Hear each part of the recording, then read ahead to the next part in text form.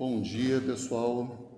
Hoje, dia 7, fala Daniel, 7 de março de 2026, estamos começando o nosso curso de Direito Financeiro e Tributário 2, primeira aula. Então, nessa aula eu começo fazendo umas considerações um pouco do curso e depois a gente já começa vendo o conteúdo mesmo, tá? Então, bom, meu nome é Rodrigo Lorega, sou professor aqui da UF já há 10 anos, esse ano completei 10 anos de concurso. Então, dos 3 professores de Direito Tributário, eu sou o mais inexperiente daqui. O Marco Antônio está há mais de 30 anos e o Corval está quase com 20 anos de UF. E nós temos perfis completamente diferentes, tá? Por que eu estou falando isso? Porque nós estamos no período de ajuste, então eu vou falar para vocês qual é a minha proposta, para que vocês, eventualmente, se quiserem aderir à proposta de um outro professor, isso dá tempo ainda de fazer no ajuste, né? E é importante vocês saberem quais são os perfis. Bom, o Paulo Corval, ele é um professor com uma formação acadêmica bastante profunda, ele investe bastante na parte acadêmica dele. É um professor que conhece muito a parte de direito comparado, tem grupos de estudos de direito tributário muito bacanas. É um professor que tem uma metodologia diferente, ele adota a metodologia de sala de aula invertida, né? Então ele pressupõe que o aluno estude um material e traga em sala de aula para que o aluno também possa trazer contribuições, então, que é uma metodologia que muitas vezes funciona muito bem. Enfim, eu gostaria muito de em algum momento ser aluno do Corval, porque eu gostaria de aprender. Eu acho que é um cara que realmente tem muito conhecimento mesmo acadêmico do direito tributário, e esse é o perfil dele, certo? E é um perfil indicado para quem realmente gostaria de ter um desenvolvimento doutrinário, acadêmico mais profundo no direito tributário. O Marco Antônio é um professor que concilia muito bem um grande conhecimento acadêmico com um conhecimento prático muito grande. Porque o Marco, ele, além de ter feito mestrado, doutorado, na UERJ, com o professor Ricardo Lobo Torres, que é o grande mestre aí dos tributaristas do Rio de Janeiro, já falecido, mas um livro que é uma referência, um tratado de direito tributário. O Marco, ele foi chefe durante algum tempo da Procuradoria Tributária, lá da PGM. Ele também é da PGM como eu, né?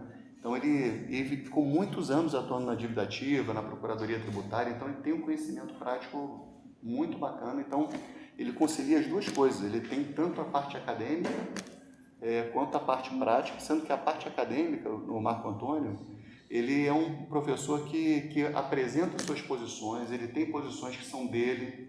Isso é muito interessante para um pensador do direito, não ficar só aderindo à visão dos outros. Então, ele defende suas próprias posições e é um professor também, me parece maravilhoso. Também é outro que eu gostaria de ser aluno dele, tá? E qual é a contribuição que eu posso dar para vocês? Qual seria o diferencial da minha disciplina? Eu também, claro, tenho uma caminhada acadêmica aí, com mestrado, doutorado, mas a minha proposta aqui do curso é trazer uma visão, tudo bem que concilia conhecimentos acadêmicos, vocês vão ver que eu sou um fã da teoria geral do direito, mas como atuei mais de 10 anos na tributária lá da PGM, eu tenho, assim, muita vontade, gosto muito de trazer casos práticos para vocês, né? E de trazer o que há de jurisprudência, o que há de legislação mais atual. Então, os monitores da minha disciplina, os atuais, né, e os antigos, nós temos um grupo de mais ou menos 30 pessoas que são chamados a se reunir toda semana, toda sexta-feira, e a gente tem esses encontros semanais para discutir os informativos do STF e do STJ que tratam, nos casos que tratam de direito tributário. Então a gente tem assim, uma preocupação sempre estar atualizado com o que tem jurisprudência. Então o que eu vou oferecer para vocês muitas vezes são posições práticas e um curso muito voltado ao conhecimento jurisprudencial. Tá legal? Então esse é a minha proposta. Tem uma coisa que eu faço que é algo que gera um desconforto com alguns alunos. Eu cobro presença, né? É uma aula que é um curso presencial, então o regimento da UF determina que eu cobre presença nesse tipo de curso, né, presencial. Vocês poderão faltar até 8 aulas sem qualquer justificativa, que me parece um número bastante elevado, tá, gente? Acho que é 25%, se não me engano, do curso, ou 20%, não sei, não lembro bem, está ali no artigo 101, se não me engano, do regimento. Eu aconselho que vocês guardem as faltas para realmente situações que vocês precisem. Claro, se tiver situação de saúde, vocês vão trazer o atestado e a falta é justificada. Eu nem vou ler qual é a doença, tá, pessoal? Outra coisa, eu vou dar presença para vocês, ainda que vocês cheguem faltando 10 minutos para terminar a aula, tudo bem? Mas é muito melhor chegar na hora. Faz parte da estratégia didática que eu tenho adotado e que tem dado certo, as pessoas têm relatado que têm aprendido. Eu sempre começo a aula com uma pequena revisão da aula anterior.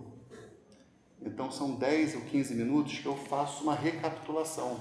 Então isso é muito legal, porque sabe quando a gente vai ver uma série e tem ali os melhores momentos E isso ajuda. Eu, por exemplo, sou um cara que esqueço tudo, tá? Eu tenho a memória péssima. Então é legal, isso tem a vantagem, porque eu posso ver o filme 3 vezes e eu não lembro, né? Me divirto tudo de novo, né? Mas na série eu sempre esqueço o que aconteceu no último episódio e tem aquele... Não, então eu faço isso com vocês, eu tento trazer os melhores momentos da última aula, tá? Então vale a pena chegar no começo para vocês terem essa revisão, tá legal? Bom, então por que eu estou falando disso? Porque de fato eu reprovo por falta. E é muito ruim, às vezes o aluno já passou em todas as disciplinas, já entregou o TCC e aí, eu reprovo por falta. E a última matéria do cara. O cara tem que fazer. Então isso gera, assim, para mim um desgaste pessoal enorme, porque eu tenho empatia com os alunos, né? Mas é muito frequente. Semestre passado acho que foram 2 que perderam por falta nessas circunstâncias. Já tinha até o trabalho garantido no escritório e tudo, mas tem que fazer, porque o ato é vinculado, não é discricionário. Ok? Bom, então está no período de ajustes, tá, pessoal? Se alguém realmente tem a pretensão de não vir, de faltar e tal, poxa, tenta aí remanejar para não ter esse problema no final do semestre, tá legal? Bom, repetindo, falta de saúde, falta causada por alguma situação profissional, abonada. Aí o cara me traz o atestado do escritório, dizendo, ele teve que comparecer uma audiência, tarará, tudo bem. Isso está previsto no regulamento, certo? Bom, agora só realmente falando um pouquinho também da questão do objetivo do curso, né? Pessoal, é uma coisa que surpreende um pouco que eu vou falar para vocês. A gente, quando entra na faculdade, quando a gente vai caminhando aí durante a graduação, eu vou trazer uma experiência pessoal. Eu sempre fiquei muito receoso com esse tal desse direito tributário, tá? Sempre eu achei, mas esse troço deve ser chato pra caramba. Um negócio de matemática, contabilidade, é um negócio que, pelo amor de Deus, direito tributário, o legal é direito civil, direito penal. Mas eu aprendi uma coisa que eu já queria falar logo de cara com vocês. Provavelmente, pessoal, o direito tributário é o ramo do direito que vocês têm uma experiência diária mais intensa entre todos os ramos do direito. Talvez o direito tributário seja aquele que vocês vão usar mais na vida de vocês. Mais que o direito civil e, se Deus quiser, muito mais que o direito penal. Né? Certo? Por quê, pessoal? Porque o direito tributário é o tempo todo na nossa vida. É o tempo todo. Se, por exemplo, você resolve ter um apartamento em Niterói, você vai ter a preocupação de ser um contribuinte do IPTU. Você vai ter que pagar anualmente o IPTU e conhecer as regras, para que você não seja lesado. Ou seja, o direito tributário, vocês vão ver que é um elemento essencial para a cidadania da gente. Ah, não, eu não quero pagar IPTU, vou morar na roça. Você vai pagar o ITR, Imposto Territorial Rural. Ah, não quero nem pagar o IPTU no ITR, não quero morar nem na cidade, nem no campo. Vou comprar um barco e morar ali no Clube Naval, como um amigo meu já fez. Você vai pagar o IPVA. O IPVA incide atualmente, depois da reforma, sobre embarcações. Tá? Ah, não quero ter um barco, quero ter um carro. O que eu ver? Tem barato, alguma coisa? É uma... Esse aqui? Era um acabamento aqui. Então, você quer ter um veículo automotor, né? Quer comprar um carro, você vai pagar o IPVA. Certo?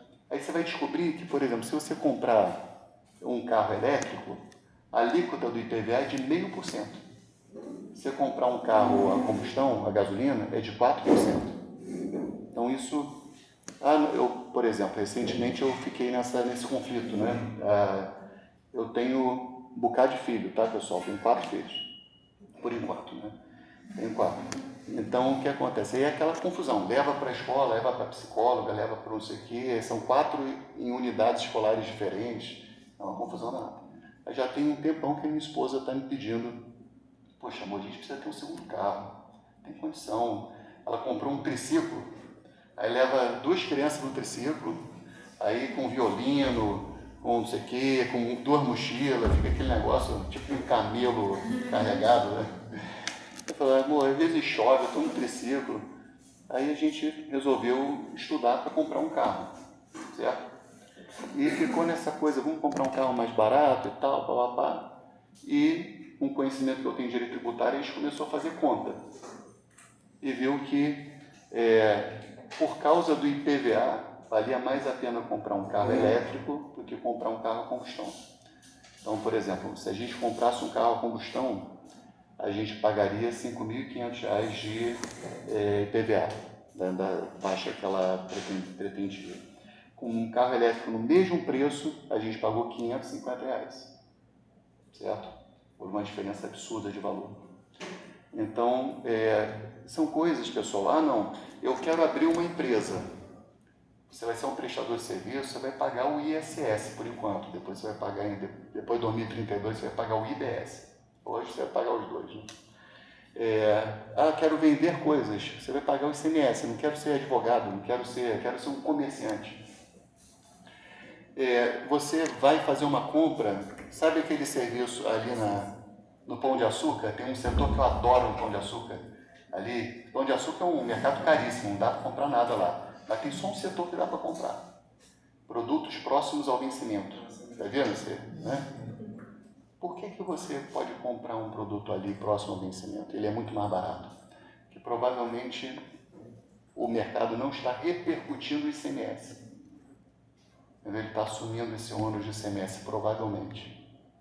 Então, existem assim, muitas razões. Você vai para o exterior, vai fazer uma compra, você vai pagar o IOF, vai pegar um empréstimo, vai pagar o IOF.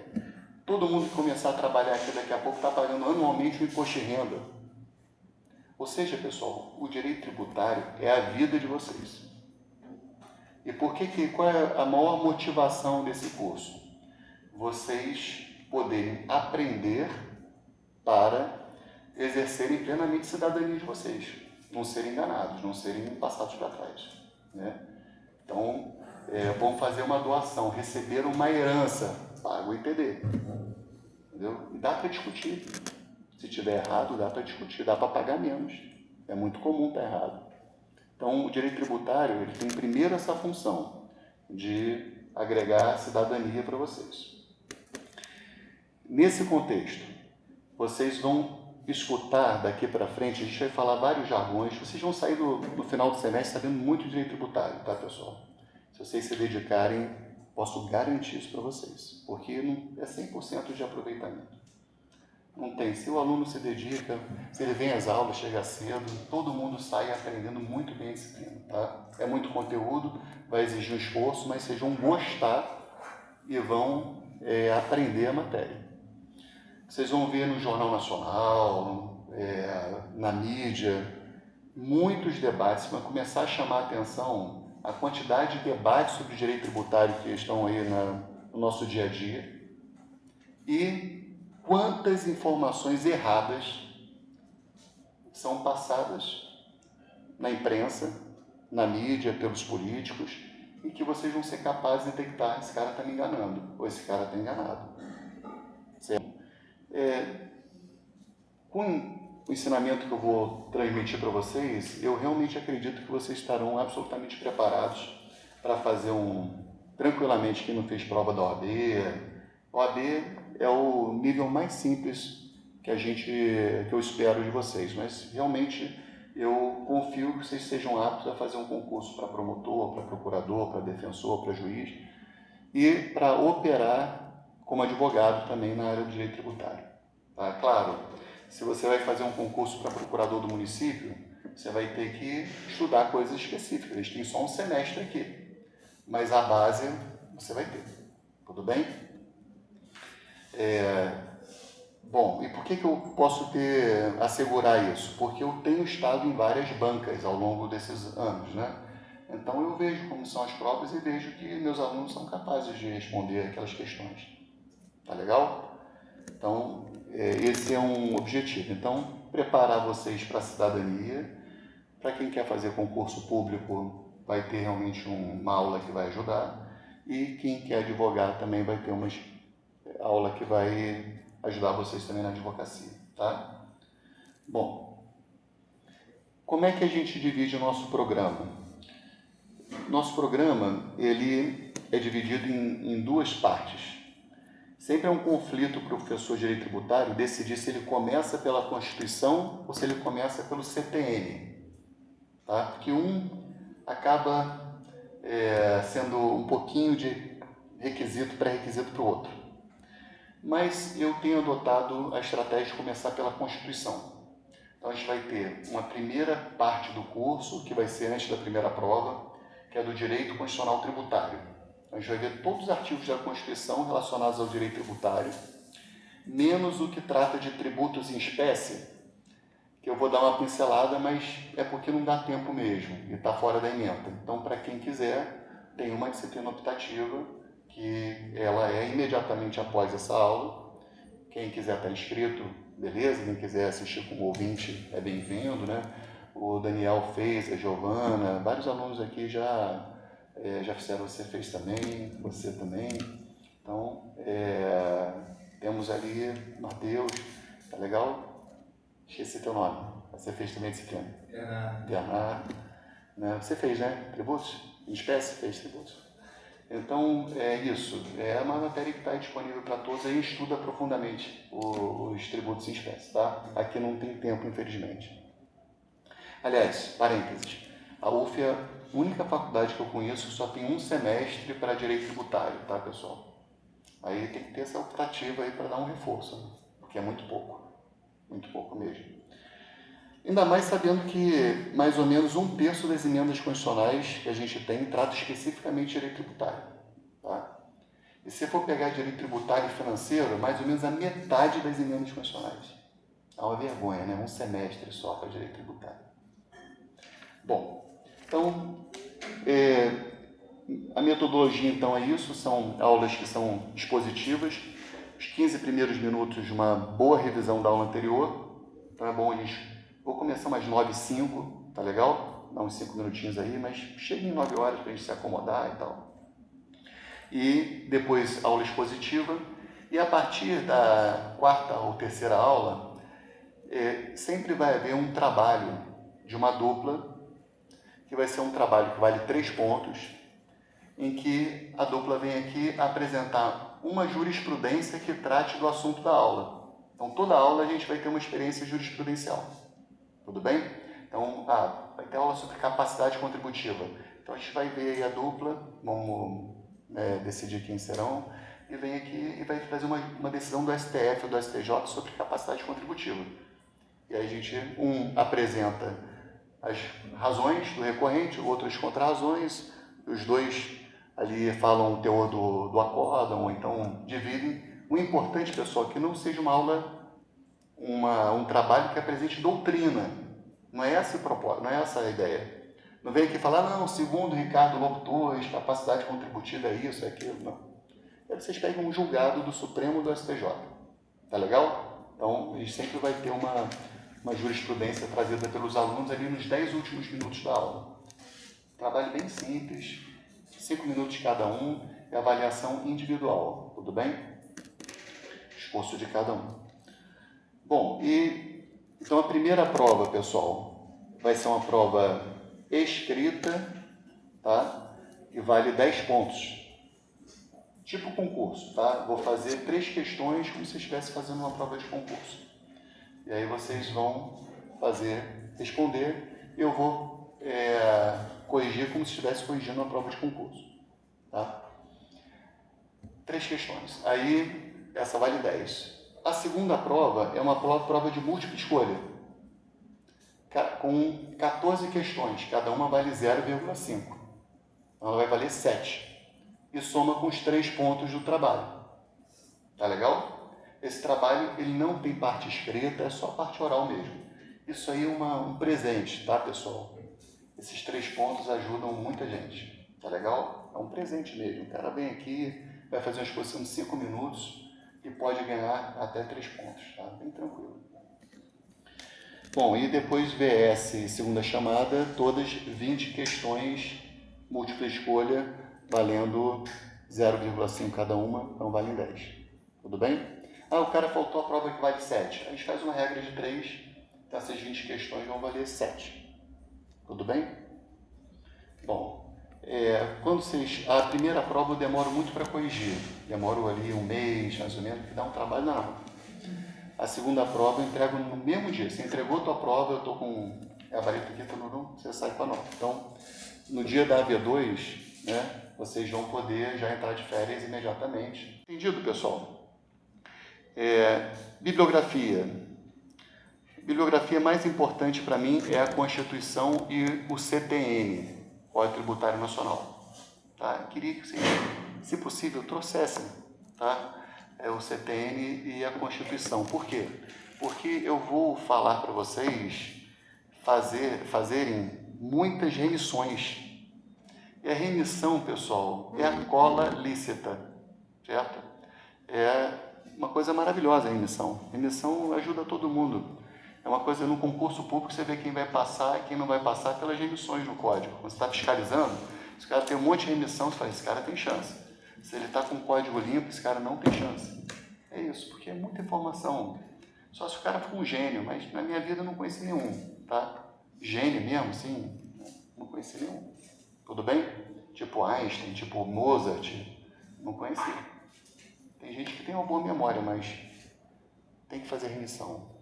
Tá? Remissão é você, por exemplo, artigo 150, 6C da Constituição vai falar da imunidade das entidades de assistência social na forma da lei. Que lei é essa? É o artigo 14 do CTN. Não precisa meter ali, 14 do CTN, já sabe qual é, não precisa decorar. Entendeu? O pessoal usa muito no direito penal, por exemplo, né? Eu ficava nessa, esse crime admite tentativa, esse não admite tentativa, esse admite tentativa, esse não admite tentativa. O cara falou, Rodrigo, faz o seguinte, qual é o artigo da tentativa? Não sei se é o 14.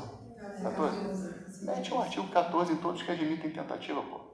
O que não tiver, não admite. O que tiver 14, admite. Pronto, resolveu o teu problema. Entendeu? Então, desocupa tua memória RAM lá, né? Para outras coisas. Tudo bem? Então, vale a pena. Se você não puder trazer por qualquer situação, Aí chegar em casa, mete no teu CTN lá, mas não deixa de trazer a legislação, pelo menos, do computador e no notebook, tá? Acho que vai usar bastante. Certo? Bibliografia, então, principal são essas duas, né? Que é Lei, Constituição e CTN, que a gente vai analisar muito. Mas tem um livro que eu gosto muito, que o Corval gosta muito, que é o que ele indica, que é o Luciano Amaro. Tá? Parece o Luciano Amaro, que é o Direito Tributário Brasileiro. É um livro muito didático, ele tem uma linguagem bacana. Eu gosto muito do Luciano Amaro também, concordo com o Corval nesse ponto. Tá? Então seria se tivesse que indicar um livro didático, indicaria o Luciano Amaro. Agora tem muitos livros que são legais, que ajudam para quem vai fazer concurso, né? Tipo o Ricardo Alexandre. Esse cara é espetacular, cara. É um professor lá do Nordeste. Ele tem vários vídeos, ele é divertidíssimo. Ele tem um sotaque muito legal, sabe? Bem nordestino mesmo. E carinhoso, assim, sabe aquele nordestino afeto, né? Muito legal. É o Direito Tributário Esquematizado, Ricardo Alexandre. Maravilhoso o livro, gosto muito. Muito atualizado também. E tem outros que são clássicos, tipo o curso de Direito Financeiro e Tributário do Ricardo Lobo Torres, que aí vai ter visões assim mais específicas dele, mas são, por exemplo, se você for fazer concurso para PGE, tem que ler, porque o pessoal adota o Ricardo Lobo Torres lá. E é um autor clássico, de referência, tá? Que você pode citar em qualquer prova que pega bem. Se vocês forem citar Rodrigo Lorega numa prova, pega mal. De verdade. Não façam isso, entendeu? Porque eu não sou um tributarista consagrado, sou professor aqui da UF, certo? Por enquanto, tem ainda muito chão, muito capim para comer, muita coisa para, certo? Ricardo Lobo Torres é autor de tratados, tá legal? Então tem que ter cuidado quem vocês citam. Já vi isso acontecer, né? O pessoal citar professor de cursinho em prova discursiva. Como diria o professor falando de tal, bom, mas o que ele escreveu? Né? Não é uma doutrina que possa ser citada. Ricardo Lobo Torres sempre pode citar. Tranquilo, tá?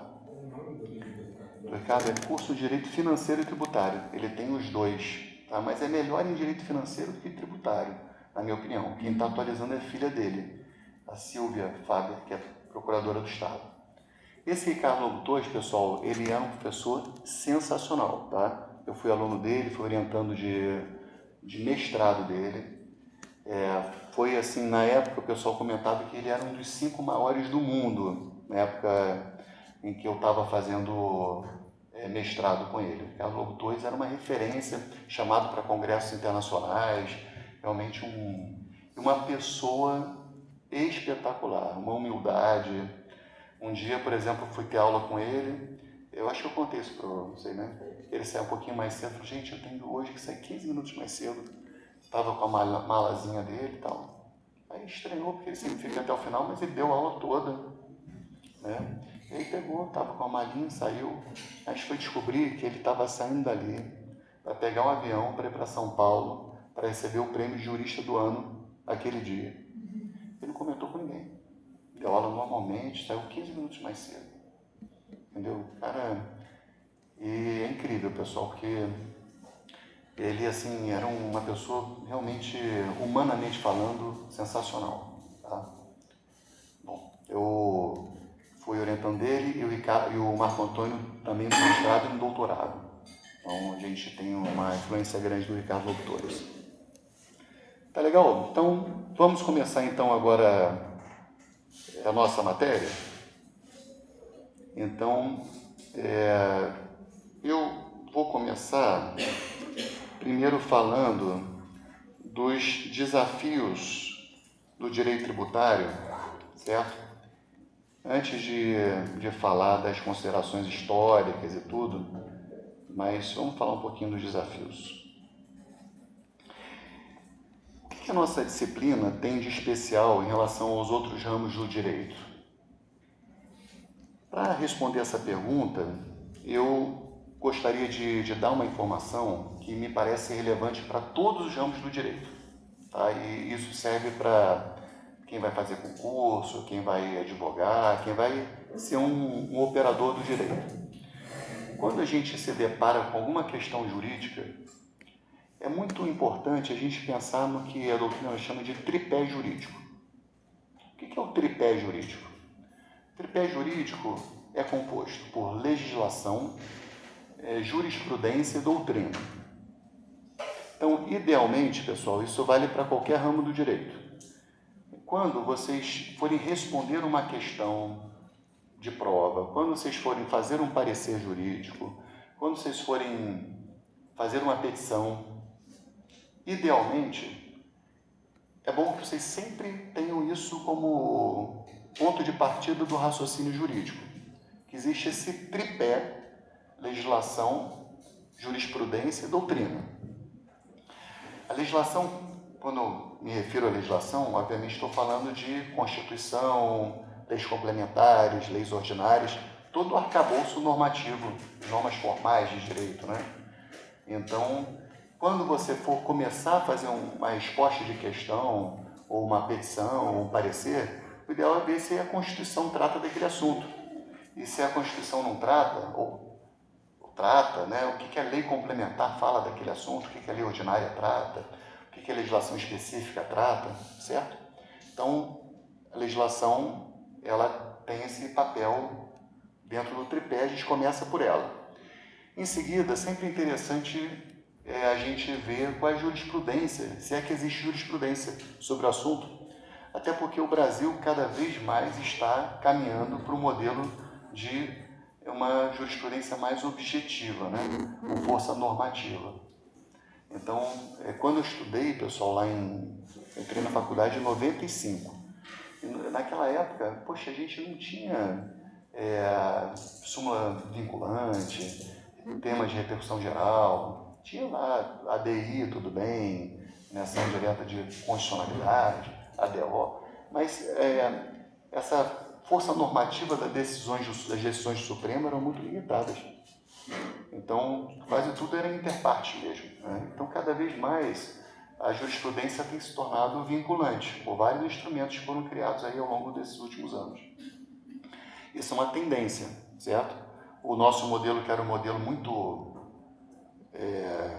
romano, germânico-romano e tal, tem cada vez mais se aproximado em alguns aspectos do modelo anglo-saxão, de jurisprudência vinculante, tá? Então, a jurisprudência é muito importante para a gente, certo? Então, quando vocês forem responder uma questão, fazer um parecer e tal, é bom trazer, e tem uma hierarquia na jurisprudência. Primeiro, trazer ali o que é jurisprudência vinculante, e em segundo, jurisprudências não vinculantes, certo? De preferência, falar de súmulas vinculantes. Se vocês forem ver, a maior parte das súmulas vinculantes são de matéria tributária. Tá legal? Reforçando ainda mais o papel do direito tributário na vida do operador do direito. E, finalmente, a doutrina, né? A doutrina, ela é importante também, e quando vocês forem responder uma questão, fazer um parecer, citar alguém, fazer uma petição, então é interessante colocar aqueles doutrinadores que são os clássicos. Tá legal? Bom, esse é o tripé jurídico. E qual o desafio do tripé jurídico para o direito tributário? Então, vamos lá. Legislação. Primeiro desafio, gente. A nossa Constituição é, como vocês sabem, a norma mais importante que nós temos. E ela no Brasil, tem a característica de sofrer muitas emendas, né? Já até perdi a conta de qual emenda que está, qual é a última emenda, tá? Você já chegou no 140, mas se não chegou, tá perto, tá? A gente tem uma quantidade absurda de emendas. E a maior parte das emendas constitucionais são matéria tributária, 1/3 pelo menos. Então a gente tem a Constituição, que é aquilo que supostamente nos dá muita segurança, que é frequentemente alterada em matéria tributária, sendo que em 2023 teve uma alteração muito grande, a famosa reforma tributária, e vocês tiveram a sorte de pegar direito tributário depois da reforma, tá? Então, é isso, a gente tem esse desafio, coisa que não tem direito civil. O que muda da Constituição em direito civil? Muito pouco, né? Muito raro acontecer uma mudança, né? Que muda em direito penal, é difícil também modificar, certo? Então, até acontece, mas é muito mais raro. É mais frequente até o direito processual, com competências aí de tribunais superiores e tal. Tá? Mas o direito tributário muda muito. Então, esse é um desafio. Outro desafio em relação à legislação. Se a gente for ver na Constituição, está escrito assim, compete à União, aos Estados, legislarem sobre direito financeiro, direito tributário. Aí lá no artigo 30, compete ao município legislar sobre, aí também tem competência para legislar sobre direito tributário. Então nós temos todos os entes federativos legislando sobre direito tributário. Então você tem normas tributárias da União, dos estados, do Distrito Federal e dos municípios. Agora pensa no direito civil. Quem é que pode legislar sobre direito civil? União, né? Quem é que pode legislar sobre direito penal? União. Quem pode legislar sobre direito do trabalho? União. Entendeu? Então, a gente tem uma quantidade absurda de normas de direito tributário. Isso é para desesperar a gente? Não. A gente tem que estabelecer uma estratégia diante desse desafio. E qual a estratégia? Nós temos que, pelo menos, conhecer bem a Constituição e o CTN. Se a gente conhecer bem a Constituição e o CTN, que traz as normas gerais em matéria tributária, a gente está tranquilo. Tá legal? Porque aí o resto, pessoal, é assim, eu vou fazer uma ação contra uma cobrança indevida de ICMS no estado do Mato Grosso. Bom, aí você vai pegar ali especificamente a legislação do ICMS Mato Grosso, que não é muita coisa, para você resolver o teu problema. Mas você já vai ter a tua base totalmente consolidada na Constituição e no CTN. E no fundo, 99% dos casos de direito tributário se resolvem com Constituição e CTN. Tá legal? Então, no fundo, é isso. Então, fiquem tranquilos. Aqui a gente não vai ver legislação de ente subnacional, não tem como. Mas a gente vai estudar todos os artigos da Constituição e todos do CTN, salvo aqueles de tributos em espécie. Tudo bem? Em relação à jurisprudência, qual o desafio do direito tributário em relação a esse pé do tripé que é a jurisprudência? Antigamente, pessoal, era muito mais complicado, porque antigamente o STJ vivia brigando com o STF em matéria de jurisprudência tributária. Então você tinha casos, por exemplo, de súmula do STJ e os contribuintes todos ali tranquilos na súmula do STJ. Aí vai o STF e diz, a súmula está errada. Cancela a súmula com efeitos ex tunc, retroativos. Ou seja, todo mundo que deixou de pagar vai ter que pagar com juros e correção monetária. Certo? Então havia muito conflito. E entre os tribunais também, né? Estaduais e tribunais federais. Hoje, graças a Deus, está mais tranquilo. Tá? Então hoje a gente tem o STF e o STJ em mais harmonia. De vez em quando a gente pega ali uma divergência. Mas o STJ ele tem se submetido de boa ao STF, tem que se submeter mesmo, né? Então peguei, por exemplo, informativo na semana retrasada, se não me engano, em que o STJ estava mudando o posicionamento dele em razão da mudança, da consolidação de entendimento do STF. Tá? A gente sempre entendeu assim, mas o STF entendeu diferente, estamos aqui aderindo. Então o que a gente vai fazer como estratégia? A gente vai conhecer muito bem a jurisprudência do STF. Tá? E quando o STF não tratar do assunto, porque se é matéria, por exemplo, infraconstitucional, a gente vai conhecer a jurisprudência do STJ. Vamos focar nessas, que acabam sendo as mais determinantes para a gente. Tá? Em relação à doutrina, qual é o desafio do direito tributário em relação a esse tripé da doutrina? Bom, no direito tributário acontece um fenômeno que eu não vejo muito no direito civil, que é uma certa relação, quase como time de futebol, né, entre algumas escolas de direito tributário. Então, no direito civil, quando eu estudei, pessoal, os livros que eu estudei foram Caio Mário da Silva Pereira, Maria Helena Diniz, Silvio Rodrigues, Orlando Gomes. A gente ia lendo esses livros, todos eles eram mais ou menos, eles seguiam mais ou menos a mesma linha. No direito tributário, se você pega um livro do Ricardo Lobo Torres, ele vai ser muito diferente do livro do Paulo de Barros Carvalho, por exemplo.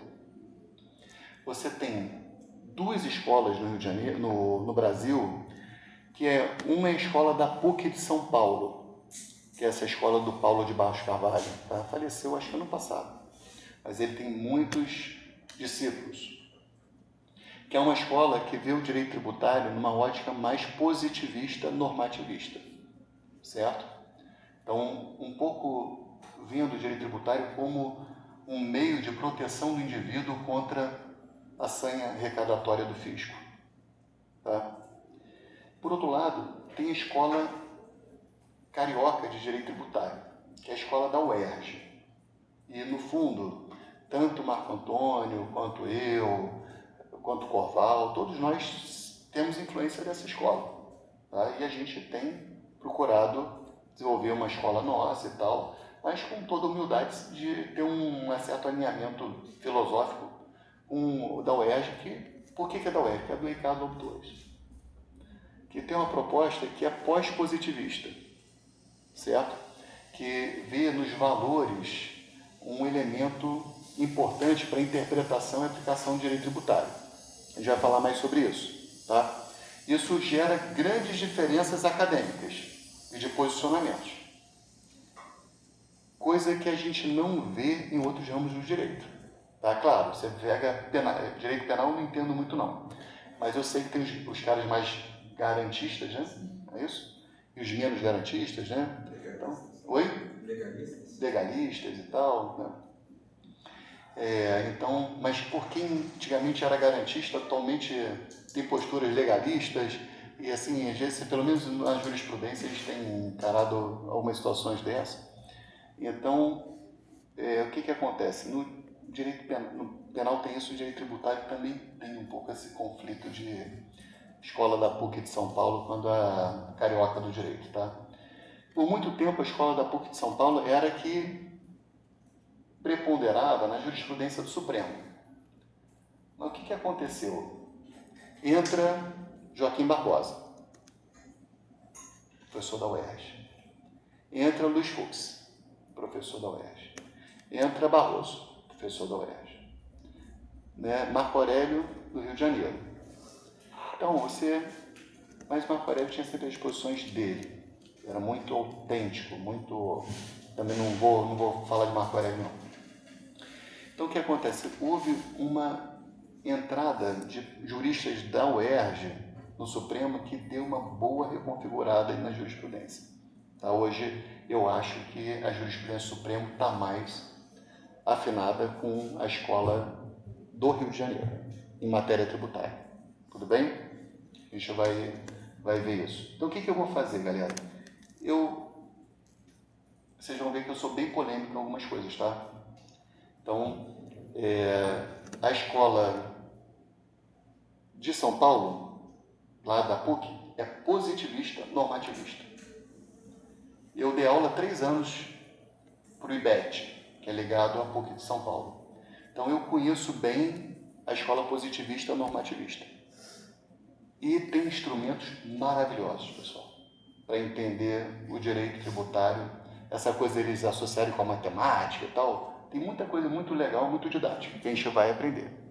Por outro lado, eu fui orientando o Ricardo Lobo Torres, estudei na UERJ, na graduação. Então, tem essa influência também, da escola pós-positivista, certo? Então, eu vou trazer também o que eu acho bacana da escola pós-positivista. A gente não precisa ficar numa caixinha, entendeu?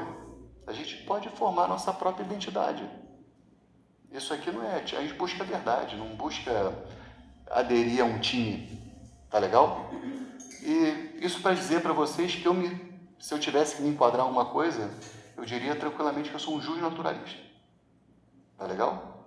Por conta da minha influência do doutorado de Direito Internacional e tal, das minhas coisas de Direitos Humanos. Então, respeito demais os positivistas, pego coisas legais, aprendi muito com o professor Ricardo, que era pós-positivista, e sou justnaturalista. Entendeu? Então, a gente pode ter o nosso caminho. Como é que eu vou lidar com esse desafio? Trazendo o que eu acho que é bom de tudo. Tá?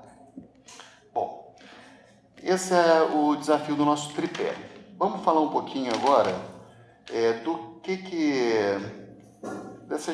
algumas considerações históricas em relação ao direito tributário, mas para isso eu tenho que dizer rapidamente para vocês o que é o tributo, tá? E depois a gente vai ter uma aula específica sobre o que é tributo, mas eu preciso dizer para vocês o que é esse tal desse tributo, esse direito tributário aí que vai estudar justamente os tributos, né, as relações envolvendo os tributos. O que é o tributo, pessoal? O que é um tributo? Eu vou dar uma explicação bem tosca, mas me parece bem didática, tá? Depois a gente vai rechear de termos técnicos, até chegar no artigo 3º CTN, que tem ali toda a definição, os 6 requisitos de tributo. Mas se eu tivesse que falar assim, num primeiro contato, o que é tributo? O que eu diria? Tributo é algo que o Estado te cobra e você é obrigado a pagar para fazer contribuir nas despesas estatais, independentemente de você ter praticado um ilícito. Entendeu? Tributo é algo que o Estado te cobra e que você é obrigado a pagar, e que ele te cobra porque é necessário obter recursos para o custeio do Estado. O Estado ele precisa de recursos para existir e para cumprir as suas finalidades, lá de proporcionar direitos fundamentais, por exemplo, certo? E você paga esse tributo não porque você fez uma coisa errada, mas porque você revela uma capacidade de contribuir para esses gastos, a chamada capacidade contributiva. Você revela uma capacidade de contribuir para os gastos públicos, contribuir para as despesas públicas, contribuir para a existência do Estado. Então, o tributo é uma coisa que você paga não porque você fez uma coisa errada, mas porque você revela uma capacidade contributiva, uma capacidade de contribuir para os gastos públicos. Essa é a ideia mais tosca mas no fundo a mais correta do que é tributo. Tá legal? O que é tosca? É tosca porque vocês vão ver que não é tosca não, tem razão. É que é uma que não utiliza jargões jurídicos. É uma coisa que eu estou falando para vocês como eu falaria com meu filho. Entendeu? Como meu filho me perguntou, o que é tributo, papai? É isso. Tudo bem? Tributo é uma coisa que as pessoas pagam, filho. Porque pensa só, você tem escola pública, tem os guardas de trânsito, tem ali o policial que fica na rua, tem o bombeiro, alguém precisa asfaltar as ruas, alguém precisa limpar as ruas. O Estado precisa ter um juiz para te defender se você precisar. Então, como é que o Estado vai se manter, meu filho? Aqui em casa a gente tem que se manter como? Papai trabalha, ganha dinheiro e tal. O Estado precisa pegar dinheiro de alguém, e pega dinheiro das pessoas, isso se chama tributo. Tá? Se você paga algo porque você praticou um ato ilícito, você não está pagando um tributo, você está pagando uma multa. A multa é a exação exigida de uma pessoa pela prática de um ato ilícito. Tá? Eu estou numa situação dificílima. Estou pendurado lá, tomei 2 multas gravíssimas no mesmo dia, né? E acho que eu não tive culpa, mas todo mundo, né, que comete um ilícito. O que aconteceu? Eu trabalho num lugar que fica ali onde tem o Teatro Rival. Sabe onde é o Teatro Rival? Ele fica atrás ali na Cinelândia, certo? É uma ruazinha, e teve um show no Rival. Aí teve um show no Rival e foi um pagodeiro, tal, famoso aí, que foi lá. E botou o caminhão ali, desembarcou toda a galera da equipe E o flanelinha falou, moço, vira aqui do lado, que aqui tem uma ruazinha que você pode passar aqui para sair, porque aqui está bloqueado, porque o pessoal está descarregando as coisas. E eu saí. Só que eu não me dei conta que era uma rua de pedestres. Tá? Tinha um guarda municipal, pum, pum, pum, fração gravíssima. Cercou lá na 800 pratas. 7 pontos na carteira. E Segundo ele, eu ainda estava falando de telefone celular. Não me lembro disso, tá? Essa parte me lembro. Mas é outra infração gravíssima. Mais 7 pontos. 14 pontos no mesmo dia. Se eu somar 20 pontos, eu fico um ano sem dirigir. Então, estou naquela, sabe? Sinal amarelo vai lá, eu estou ali freando bem antes. Estou andando pianinho. Então, essas infrações que eu cometi, eu vou ter que pagar e tal, elas são multas. Pratiquei um ato ilícito. Tributo não. Tributo é assim. Você tem carro? Tem. Então, Érico tem carro. Sei lá, tem um carro que vale 80 mil reais. Chega o Estado e fala, poxa, esse cara tem um carro. Olha só, ele revela, ele exterioriza uma riqueza. Ele tem um carro, se ele tem carro, ele tem condição de ter carro. Ele é proprietário, é dono de um carro. Bom, ele exterioriza uma riqueza. Se ele exterioriza uma riqueza, ele revela que tem capacidade de contribuir com os gastos públicos. Então, vou passar uma sacolinha, pô, deixa 4% do valor do teu carro aqui para mim, né, para contribuir com os gastos públicos. Qual o nome disso? IPVA. Está pagando 4%. Tá? Lucas, por exemplo, tem um apartamento aqui na Presidente Pedreira. Vale 500 mil reais o apartamento dele. Proprietário de imóvel em perímetro urbano. O município olha, poxa, esse cara está exteriorizando riqueza. Ele é proprietário de imóvel em perímetro urbano. Lucas, vou passar a sacolinha, deixa 1% aí do valor do teu imóvel a título de IPTU, Imposto sobre a Propriedade Territorial Predial Urbana. Então é isso, pessoal. O imposto, o tributo, ele está muito relacionado a isso. É quando alguém exterioriza uma riqueza, de alguma forma, e o fisco identifica naquela exteriorização de riqueza uma capacidade contributiva e a pessoa daí é obrigada, porque essa é uma característica do tributo, o tributo é compulsório, é obrigada a pagar isso. Tá? Bom, e como é que surge essa história de tributo? O primeiro registro histórico sobre tributo é muito antigo, pessoal. Ele foi encontrado numa placa inscrita cuneiforme, que é a famosa a placa do rei Urucagina de Lagash. Tá? É o código lá do Urucagina. Era uma placa de 2350 a.C. 2350. Hoje, pelo que eu pesquisei, esse é o registro histórico mais antigo da existência de um tributo. Tá? Então, esse Urucagina, segundo algumas fontes, né, ele foi um grande rei e um reformador social ali da Mesopotâmia. Tá? Eu tenho aqui um texto lá da Unesp, de uma revista de História do Direito, que diz assim, diz que ele foi o primeiro reformador social da história, retirou impostos que recaíam sobre viúvas e órfãos, custeou despesas funerais, inclusive as oferendas dedicadas aos mortos, decretou que nenhum pobre seria mais obrigado a vender os próprios bens para os ricos. O Código de Urucagina de Lagash buscava a liberdade e igualdade, limitava o poder do sacerdócio e grandes proprietários de terra, dispunha sobre usura, roubos, mortes, entre outros. Então, um código interessante, né? 2350 a.C. Tá? E aí falava da retirada dos impostos sobre as viúvas. Então a gente tem essa referência aí antiquíssima, é a mais antiga que eu conheço. Depois, até por conta de um TCC de uma monitora minha, que pesquisou sobre imunidade dos templos, ela descobriu, nos textos lá nos Estados Unidos, de pesquisadores americanos, né, de regras de imunidades tributárias, ou seja, não pagamento de tributos, por sacerdotes na época dos faraós, no segundo milênio antes de Cristo. Então, mais ou menos 2000 anos antes de Cristo, já descobriram registros históricos de que eles não pagariam tributo. Se eles não pagariam tributo, é porque alguém pagava. Normalmente os camponeses, né, pagavam tributo ao faraó.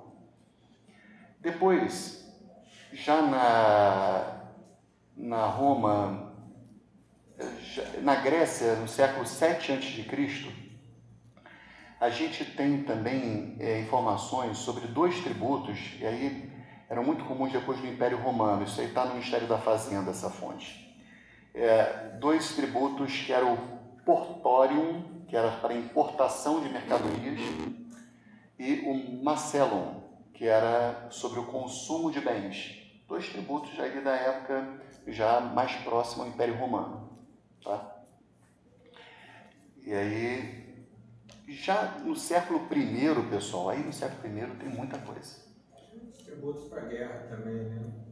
Da época romana e grega, que eram recolhidos para que esses povos gastassem com armamento, sei lá, para a guerra, Sim. especificamente, ou até ressarcimento de soldados. Isso. Faz muito sentido, tá? A existência de tributos que eram cobrados para a guerra, que não se confunde com as indenizações de guerra que eram cobradas dos povos vencidos, né? Que aí não tem a natureza tributária. Tem uma outra natureza, mas que, com certeza, nos esforços de guerra, os povos tinham que contribuir com bens, com homens, tributo in labore, que era admitido na época, né? Faz todo sentido. Para pagar os soldados. Exatamente, pagar o soldo. Fala. Eu tenho quase certeza que foi o senhor que falou sobre a origem do imposto de renda, não foi? Que começou mais ou menos assim, não é? Não, eu acho que não. Que o imposto de renda ele é aqui no 1922, nos Estados Unidos, se não me engano, né? Pelo menos o income tax. Eu tinha ouvido uma história, não sei se foi no digital, que começou com o imposto de guerra, né? Durante um tempo de guerra. Entendi. E aí, depois o Estado viu que era muito bom, né? Arrecadar da renda das pessoas. E eu acho que foi na França, inclusive. Vou pesquisar aqui para confirmar. Mas aí depois falaram, pô, vamos continuar com isso. O Estado, né, era temporário, mas vou pesquisar aqui. Beleza, essa aí eu não. É legal saber. Gente, isso é uma coisa muito legal aqui da nossa disciplina, tá? O que vocês souberem de coisas que podem acrescentar à aula, vocês falam, porque eu, inclusive, estou incorporando no meu curso para passar, né? Eu sei um pouquinho, provavelmente um pouco mais que vocês nisso, mas estou longe de saber de tudo, tá? Então, tem muita coisa que vocês vão saber que eu não sei, então vocês vão me passando. Bom, no século I, pessoal... Surgiu para financiar a guerra do Estado lá, iniciando na Inglaterra, e foi isso mesmo. O imposto de renda. Imposto de renda. E depois o Estado viu que era uma arrecadação absurda, né? De guerra era maior. Aí, quando virou oficial, um pouquinho, mas depois foi aumentando com o tempo até chegar, né? Acho que é no dia de hoje, no Brasil, quase 30%. Beleza. Show, depois você passa a fonte. Fala, Lucas. Eu vi um comentário sobre a expansão islâmica. Eu não lembro do título do comentário. Mas dizia que o que deu efetividade mesmo à expansão, duração ao longo do tempo, foi que o Maomé teve o brilhantismo de simplificar, ou seja, que ele tinha vários postos religiosos, que simplificou numa coisa só. E criou um tributo para quem não se convertia. E aí que muito além da questão militar mesmo, o sucesso dele foi esse tipo de adesão dos povos conquistados, né? Facilitava o comércio, eles chegavam com a expedição militar e vinha as expedições comerciais também. E quando a gente aqui no Ocidente tem uma visão de que foi tudo na ferro e fogo, né? Não foi não. Mas teve um brilhantismo tributário aí que... Teve. Interessante o que o Lucas está falando, né? Houve uma simplificação tributária e teve um tributo cobrado em relação aos infiéis, né? Quer dizer, o cara, se não quisesse pagar o tributo, ele se convertia, então já era uma motivação também para conversões, além de um custeio para aqueles que se mantivessem firmes na fé deles. E no século I, pessoal, que foi já antes de Maomé, já aí tem muitos, tá? Quem teve experiência de ler os evangelhos, vai ver que tem algumas referências a atributos ali nos evangelhos de Mateus, né? Eu tenho aqui pelo menos 2, né, em São Mateus.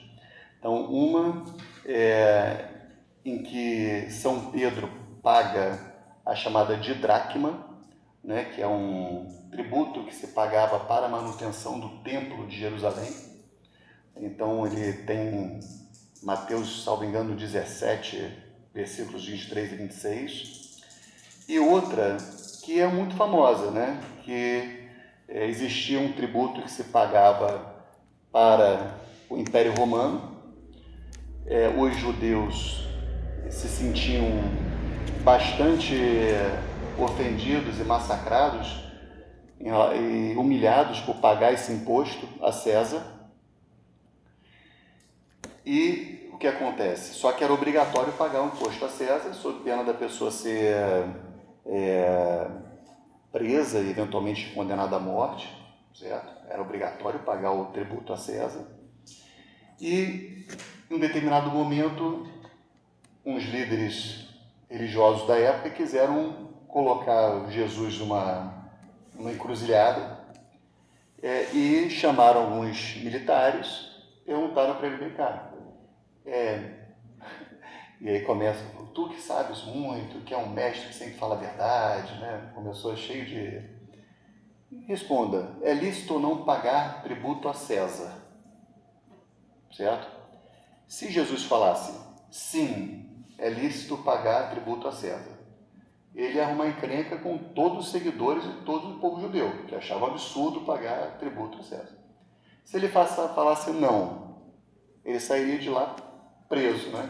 Preso porque seria uma infração gravíssima não pagar.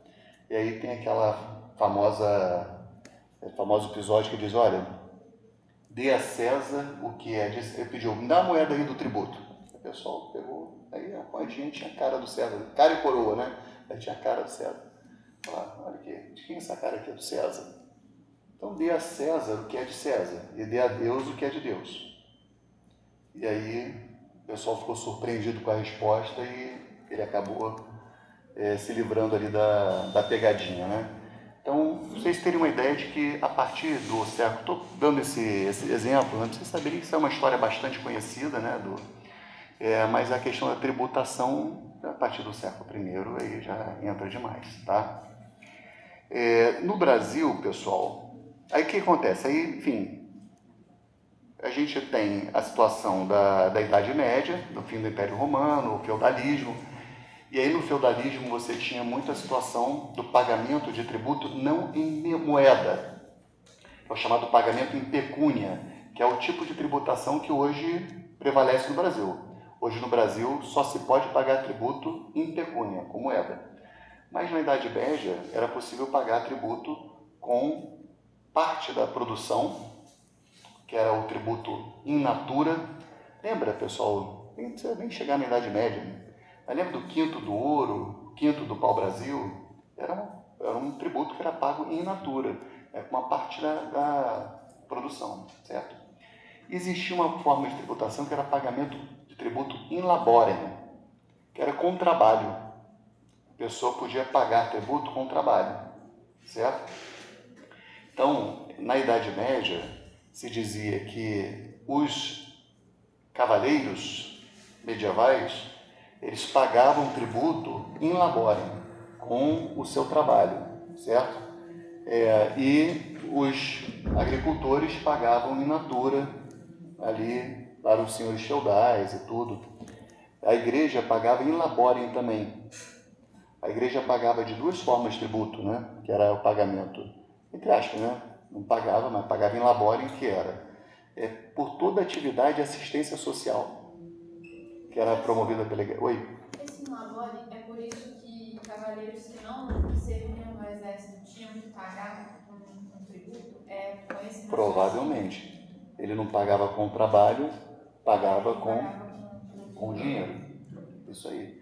E a igreja pagava com toda a assistência social e com as orações também, tá? Que era, imagina, naquela época se levava muito a sério a intercessão das orações e tudo, é uma coisa que se levava muito a sério. O que acontece? No Brasil, pessoal, a tributação ela começa com essa história da quinta parte da venda do pau-brasil, né? Com as capitanias hereditárias, o governo geral também continuam sendo pagos in natura, tanto é que tem a história do Tiradentes, o Quinto do Ouro, etc. Com a vinda da família real, a gente começa a ter uma tributação um pouco mais sofisticada no Brasil e começa a haver tributação mesmo, quer dizer, já existia antes, mas ganha força a tributação em pecúnia, somente de bens importados, né? Na importação de bens. Certo? Então, basicamente, atualmente o modelo que vigora é o modelo de pagamento in natura. Só para vocês terem uma ideia, assim, um pouco não tem uma importância prática isso, mas eu acho importância cultural de saber como é que historicamente vem se apresentando essa questão do pagamento de tributos, tá? Bom, e por que a gente paga tributo, pessoal? Eu já falei isso para vocês, mas é bom a gente recapitular. Então a gente paga tributo porque o Estado necessita de recursos materiais para alcançar suas finalidades, certo? Sem recursos materiais não tem como o Estado prestar serviços públicos, não tem como existir o Estado, certo? Então ele precisa de recursos materiais. Se a gente for lembrar os nossos conceitos lá de teoria geral do Estado, e aí eu acho bem legal essa parte da aula, tá, pessoal? Porque recapitula uma coisa que vocês estudaram talvez no primeiro período. É um assunto que eu curto pra caramba, dei aula disso 1 ano e meio lá na Unilassalle, de teoria geral do Estado.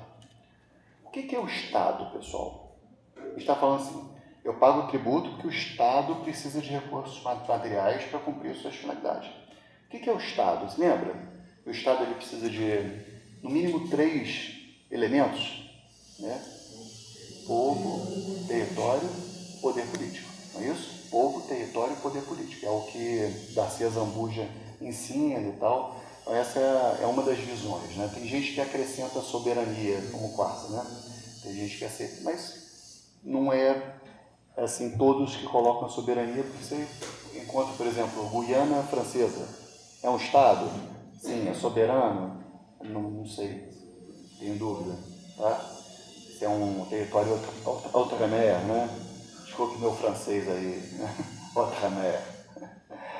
Então, o que é pacífico é que é povo, território e poder político. O poder político seria em relação à população interna e a soberania em relação aos outros países? Isso. O poder político, ele se caracteriza por ser aquele poder social que ele é capaz de sobrepor a qualquer outro poder dentro daquela sociedade internamente. Isso. Então, por exemplo, o poder político ele prevalece sobre a universidade? Sim. Querendo ou não, sim. A gente tem que cumprir um currículo que foi determinado pelo MEC, a gente tem autorização governamental para funcionar. O poder político, ele está sobre qualquer poder social. Ele está sobre o poder, exerce poder sobre o poder familiar? Sim ou não? Sim. A pessoa não pode casar com a sua sogra. Poder político proíbe. A pessoa não pode casar nem com a sua ex-sogra. Não sei se mudou a lei, mas antigamente não podia não, né? Poder político proíbe. Sogra para sempre. Sogra para sempre. A pessoa, por exemplo, ela fala assim, eu vou querer ser um eremita, porque eu quero ficar longe do poder político. Então eu vou para uma gruta, lá no Piauí. Eu vou lá, vou morar na gruta, vou ser um ermitão, vou ser um eremita, vou ficar em oração lá, fazer tipo Santo Antônio do deserto. Vou lá, dedicar minha vida, papapá. Aí tá lá, papapá, me livrei do poder político. Dia seguinte, chega lá um cara do IFAM, vem cá, tem pintura rupestre aí, meu irmão. Escolhe outra caverna para você ficar, porque essa aqui não pode. Entendeu? O poder político, ele se sobrepõe a todos os poderes sociais. Isso é uma característica do poder. O Estado precisa disso, um elemento constitutivo essencial do Estado. E, além disso, precisa de um povo e um território. Então, se tiver que trazer uma definição de de Estado seria um povo radicado num território submetido a um poder político, né? Povo radicado no território organizado ou submetido ou influenciado, né, por um poder político. A gente poderia conjugar esses elementos dessa forma. A soberania realmente é algo que você, para o direito internacional, você tem diante de nações, estados estrangeiros, né? Então, a sua posição de autonomia e independência em relação a estados estrangeiros. Isso é requisito constitutivo de um Estado, a soberania? Tem autores que dizem que sim, tem outros autores que entendem que não. Então, Darcy Zambuja, que é quem eu sigo, acha que não. É possível ter Estados não soberanos. Tá? Eu também já vi que tem, às vezes, aqueles conflitos que alguns estados reconhecem, outros não, e aí eu vejo os autores falando, e aí deixa de ser um estado que alguns países não reconheceram, mas é uma discussão legal. Bem lembrado. A soberania, Oi? ela surgiu em 1600 e pouco, né? Existia essa ideia antes. O Baudin, né? Isso aí.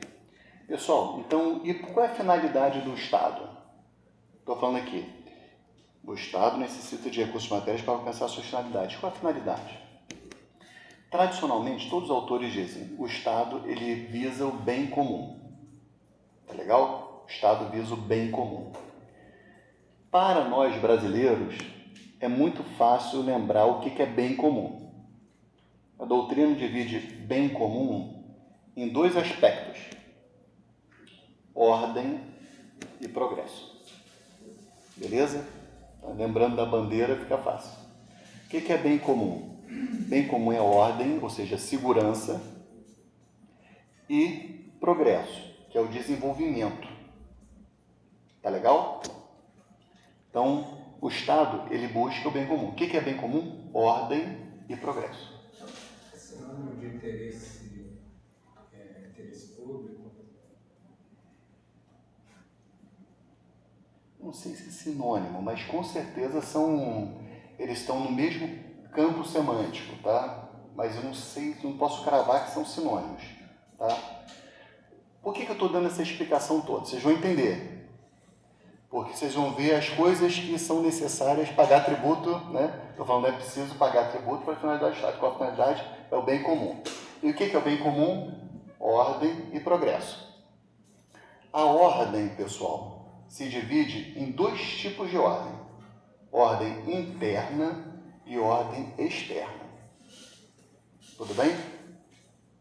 Ordem pode ser ordem interna e ordem externa. Isso para a teoria geral do Estado.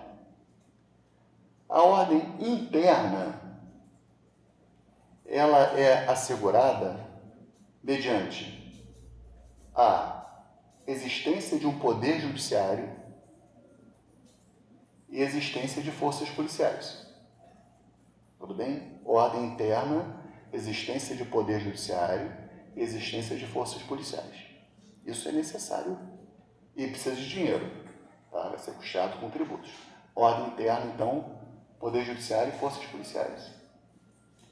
Ordem externa se garante de duas formas: forças armadas e representações diplomáticas. Ordem externa, forças armadas, representações diplomáticas. Tudo bem? Então esse é o requisito da ordem. Ordem tem ordem interna e ordem externa. Ordem interna, poder judiciário, forças policiais, e ordem externa, representações diplomáticas e forças armadas. E o progresso, pessoal? O progresso está relacionado ao desenvolvimento, tá? daquele povo. E esse desenvolvimento ele vai se dar de diversas formas, a depender da linha ideológica que governa aquele Estado. Ora, o Estado vai se sentir mais responsável pelo desenvolvimento, que é a situação dos Estados que eu vou chamar de socialistas, que é a nomenclatura que o Darcy Zambuja usa, tá? Então são aqueles que acham, os Estados socialistas são aqueles que acham que o Estado ele deve ser o protagonista do desenvolvimento. Então, ele tem que promover o desenvolvimento econômico, desenvolvimento social, desenvolvimento cultural, desenvolvimento educacional, desenvolvimento em todos os aspectos. Em 97, eu fui a Cuba. Tá? Em 97, eu fui a Cuba. E lá em Cuba, em 97, eu lembro de ter ido num balé, lá no Teatro de Havana. Assisti um espetáculo de balé. O teatro era estatal. Os bailarinos eram servidores públicos. Então, era o Estado se sentindo no dever de ser o protagonista do desenvolvimento cultural. Esse é um Estado socialista. Tá? Tinham muitos problemas, muitíssimos problemas. Mas o Estado, nessa visão socialista, ele se acha o responsável, é a força motriz principal do desenvolvimento. Então, ele vai interferir em todos os âmbitos para o desenvolvimento. O Estado liberal é aquele que entende que o papel do Estado no progresso, no desenvolvimento, é um papel totalmente secundário em relação ao papel da própria sociedade. O Estado ele só vai atuar no desenvolvimento, no progresso, na medida em que a sociedade ela realmente não consegue. Esse é o Estado liberal. Tudo bem? E no meio, você teria, na nomenclatura do Azambuja, tá? A gente tem que citar alguém, pessoal. Estou citando ele, mas tem outros doutrinadores que vão usar nomenclaturas diferentes. E teria, no meio, entre o socialista e o liberal, você teria o Estado social, tá? Que seria aquele que usaria aquele famoso princípio da subsidiariedade, que a gente estuda no direito administrativo. Vocês estudaram isso, direito administrativo? O princípio da subsidiariedade, né? É aquele onde uma sociedade menor não consegue resolver o problema e entra uma camada maior para tentar ajudar. Então, por exemplo, enquanto, por exemplo, os pais conseguirem organizar a escola dos filhos, o Estado não se mete. Agora, por exemplo, para fazer uma escola primária, até dá, mas vai fazer uma universidade, é mais difícil. Aí o Estado tem que se meter, entendeu? Investimentos públicos, investimentos, por exemplo, em coisas de energia. Eu botei painel solar lá em casa. Consegui, criei uma mini usina lá em casa, para o pai gera energia para mim e para minha mãe. Agora, eu não consigo fazer uma hidrelétrica, dificilmente alguém consegue. O hospital, meu pai tinha lá um consultório de ortopedia. Agora vai fazer um hospital, vai fazer um hospital do câncer, entendeu? Então o Estado entraria apenas onde realmente a sociedade ela não consegue. Então ela teria uma função intermediária entre o liberal. O liberal ele abre mão, ele cuida basicamente da ordem, ele interfere minimamente no desenvolvimento, no progresso. O Estado socialista maximamente no progresso, de certa forma sufocando um pouco as iniciativas sociais individuais, e o social estaria ali no meio termo. Diga. Eu só não entendi direito a né? É porque assim, parece que o liberal também muito tem um pouco da subsidiariedade, não você? Então, na visão muito parecido, né? É que seria um grau a mais, digamos assim. Porque parece assim, por exemplo, eu estou pensando, obviamente que no mundo das ideias, né? A questão, por exemplo, do hospital do câncer. A sociedade, uma grande empresa, por exemplo, posso montar um hospital privado também. Então, sim. Aí, nesse caso, o Estado não se mete. Não se mete. Mas aí, qual que é a diferença? Aí, do o Estado liberal, social né? talvez Isso. tenha uma iniciativa maior do Estado? É isso. A ideia é essa, mas vamos radicalizar. O Estado liberal, ele basicamente se preocupa com a ordem. Acho que a gente podia radicalizar assim para fazer o contraponto do Estado social com o princípio da subsidiariedade, fica mais claro. Tá? E aí, isso é importante pelo seguinte, pessoal. Qual é o Estado que vai precisar de mais tributo? O Estado liberal ou o Estado socialista? O socialista. Porque na medida que o Estado precisa de recursos para intervir fortemente no desenvolvimento, ele vai cobrar mais tributo. Qual é aquele que vai precisar de menos tributo? obviamente liberal, e uma posição intermediária, o Estado social, certo? Isso é muito importante a gente saber, porque isso nos dá uma chave de leitura para qualquer projeto político que a gente venha escutar daqui para frente. Então, por exemplo, se você tem um projeto político que se identifica mais com a proposta socialista, você tem que estar preparado para ter o ônus e o bônus. Então, sempre, assim, é intrínseco da coisa, para que ele seja coerente com a proposta socialista, que haja um aumento de tributação, certo? A não ser que se detecte ali problemas estruturais, está tendo muito roubo, muito desperdício, então dá para, né, que existe também no Brasil, existe, tá?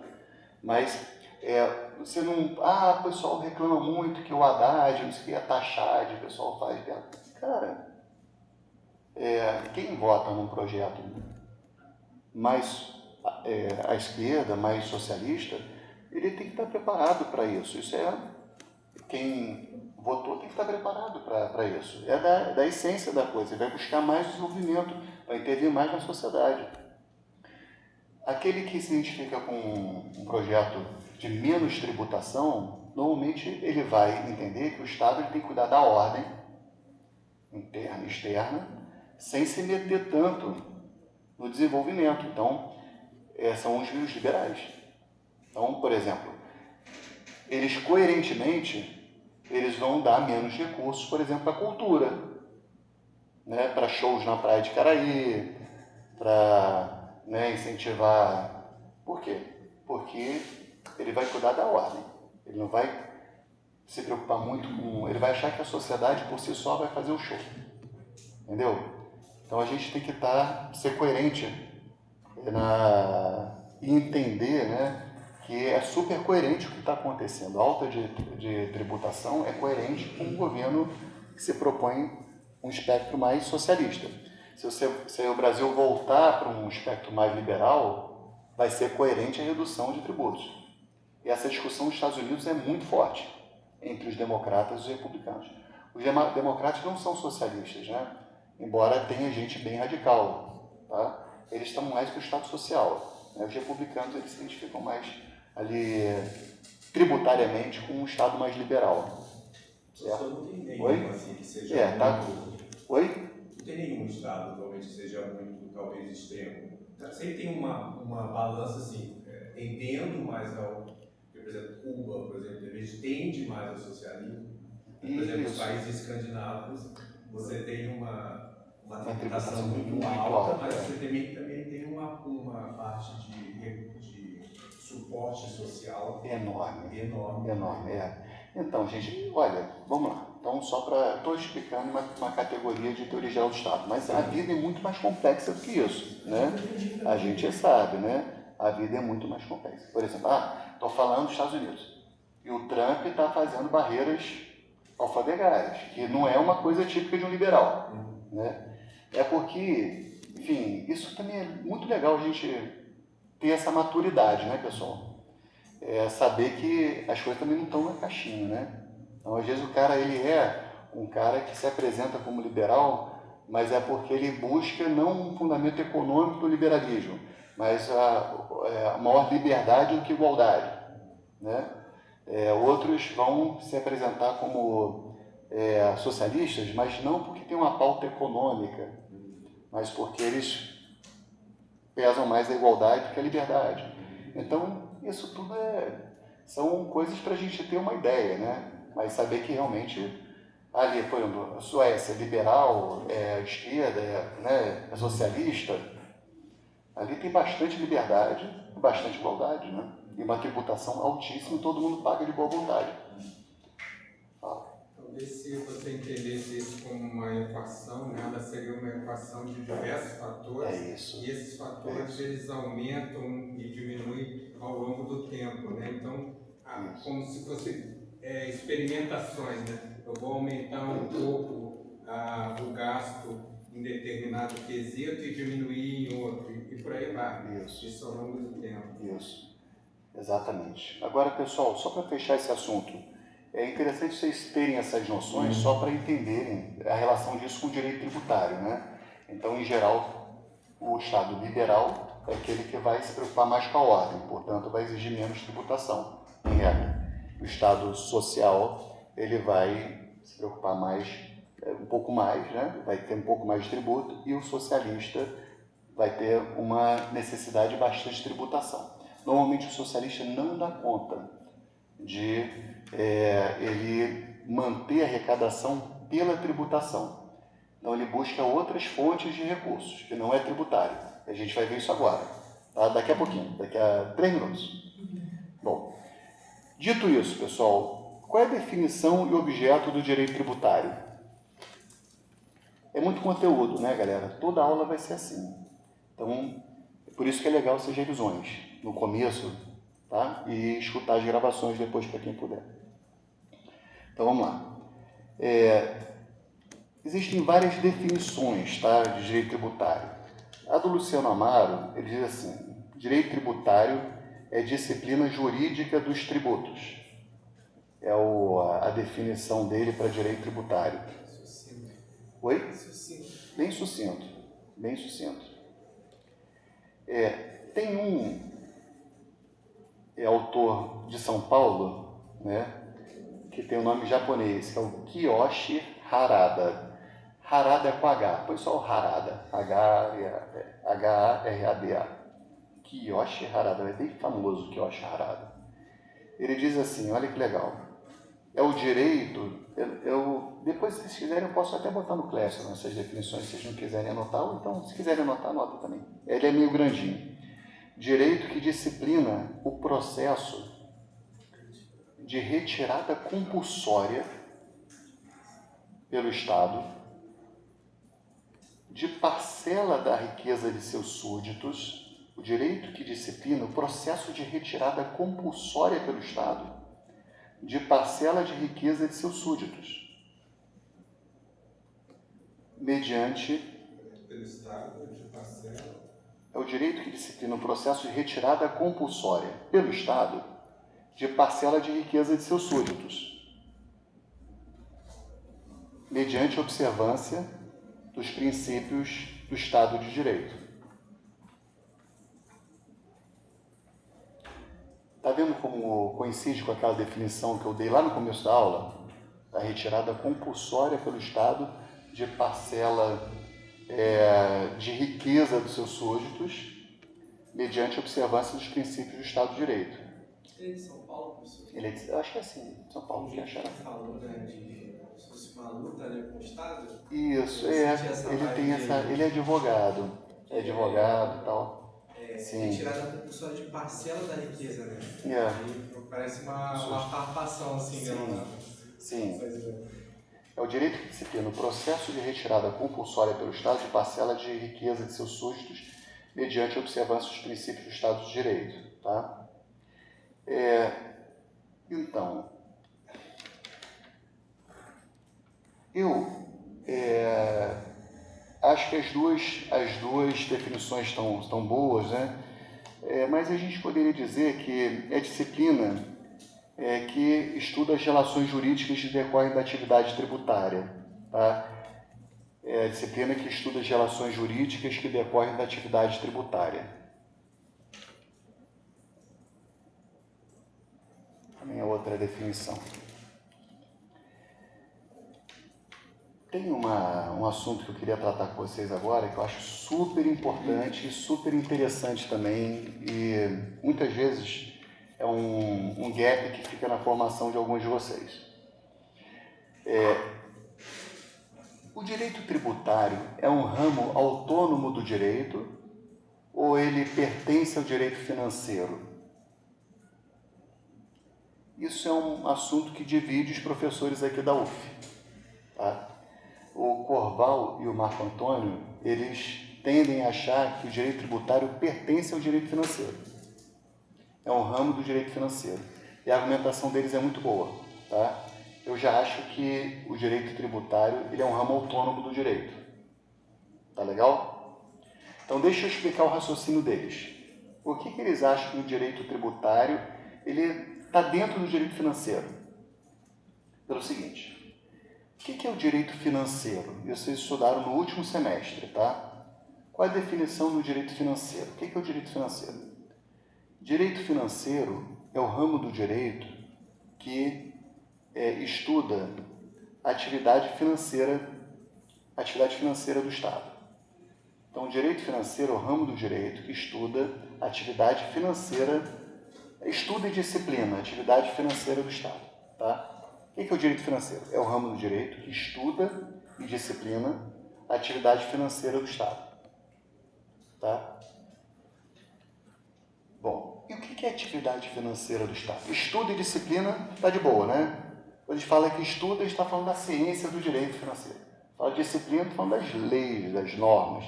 Então, estudo, direito financeiro é aquele ramo que estuda e disciplina a atividade financeira do Estado. O que é a atividade financeira do Estado? A atividade financeira do Estado se divide em 3 aspectos: despesa pública, gestão e arrecadação. Isso é atividade financeira do Estado. Despesa pública, gestão e arrecadação. Tá? Quando o direito financeiro estuda despesa pública, vai estudar toda aquela parte de qual o limite de gastos do teto dos servidores, qual o que é necessário para uma despesa pública, você tem que ter o quê? Vai aumentar a despesa, tem que ter previsão orçamentária, tem que ter fonte de arrecadação. Então, esse é todo o tema da despesa pública, né? O teto de gastos, o teto do funcionalismo. Então, isso é o tema da despesa pública que estuda lá muito na lei de responsabilidade fiscal. Tá? Bom, o que é a parte de gestão? É toda a parte que leva em consideração as leis orçamentárias, né? O equilíbrio entre despesas e receitas, né? A regra de ouro lá do direito financeiro. Então, plano plurianual, lei de diretrizes orçamentárias, lei orçamentária anual, esse capítulo que vocês certamente estudaram lá em direito financeiro, parte da gestão. E a parte da arrecadação, que é o terceiro aspecto lá da atividade financeira do Estado. Nós já falamos de despesa, gestão e arrecadação. O que é arrecadação? Pessoal, existem várias formas de um Estado conseguir recursos materiais para suas finalidades, certo?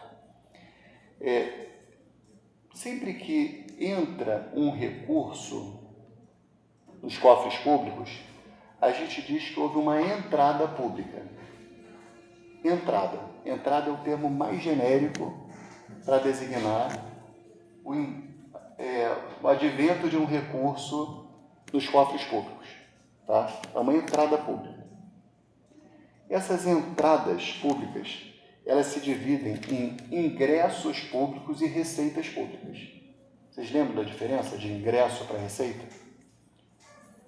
Ingresso público é uma entrada sem ânimos de definitividade.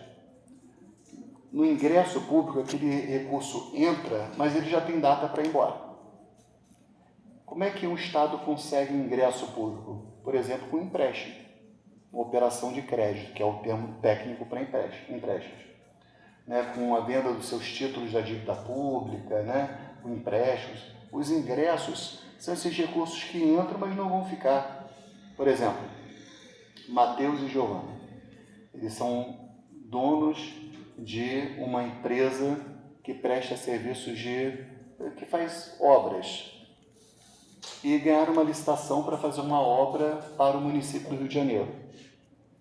Quando eles fecharam o contrato, no contrato tinha uma cláusula dizendo assim: é necessário se dar uma garantia de que vai cumprir, vai exercer corretamente suas atividades.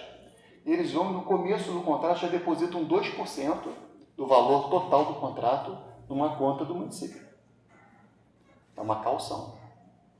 Depois, se eles cumprirem legal o contrato, depois do determinado contrato, eles recebem de volta. É um ingresso. É um recurso que entrou sem ânimo de definitividade. o município precisa de 1 milhão sei lá, do Banco Mundial para as Olimpíadas. Vai pegar 1 milhão, depois vai devolver 1 milhão e pouco. É um recurso que entrou sem ânimo de definitividade. Isso é um ingresso público. É diferente das receitas públicas. As receitas públicas são recursos que entram com ânimo de definitividade. E quais são os tipos de receitas públicas? Tem várias classificações, mas tradicionalmente se divide as receitas públicas em receitas originárias e receitas derivadas.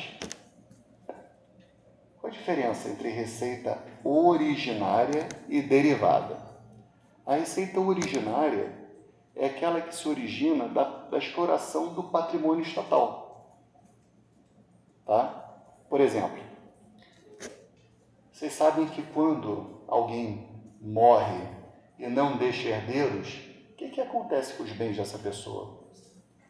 Então, em algum momento ia para o Estado, né? Depois houve uma mudança, acho que agora vai para os municípios, não é isso? Chamada herança adjacente. Né? Acho que é isso, mas não tenho certeza que essa parte eu não entendo muito não. Mas antigamente ia para o Estado, no caso do Rio de Janeiro, eles iam todos para a UERJ, porque tinha uma lei que dizia que toda herança adjacente ia para a UERJ. E, salvo engano, agora mudou e vai para os municípios. Tá? Agora não, já tem algum tempo. Por exemplo, quem é de Niterói aqui? Todo mundo? Uma maior, grande parte? Não? Mas ali na Pereira da Silva, conhece a rua Pereira da Silva, ali em Caraí? Tinha uma academia de dança ali, que era uma academia famosa ali entre a Roberto Silveira e a Mendes Sá. Tinha uma academia de dança. Minha filha fez balé lá, eu fiz dança de salão lá. Aliás, dança de salão foi um negócio que ajudou muito na minha vida em vários aspectos. Recomendo muito, tá?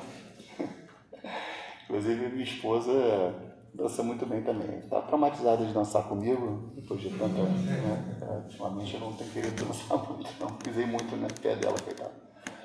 Mas ali tinha uma academia. Aquele imóvel pertence ao UERJ. Bom, teve um problema lá no contrato, não se acertaram para os aluguéis, está abandonado, está fechado o imóvel lá. E assim, o Estado tem vários imóveis, os municípios também, eles alugam os imóveis. Essa receita é a receita originária. Quem é o maior acionista da Petrobras? A União. A União é proprietária de ações da Petrobras. Quando ela recebe dividendos, é receita originária. Vocês sabiam que a União tem fazendas? Tem fazendas. Eu vi o orçamento da União uns anos atrás, né? E apareceu lá com receitas agrárias ali, exploração de produtos agrários, 1 milhão e pouco. Valor pequeno, deve ser coisa de assentamento, de sem terras e tal, não sei. Imagino que seja isso. Tá? Ou do Embrapa, talvez, alguma coisa do Embrapa. Então, são as receitas originárias. Essas se originam da exploração do patrimônio estatal. Essas é que o Estado socialista atualmente acaba usando muito, precisando muito, certo?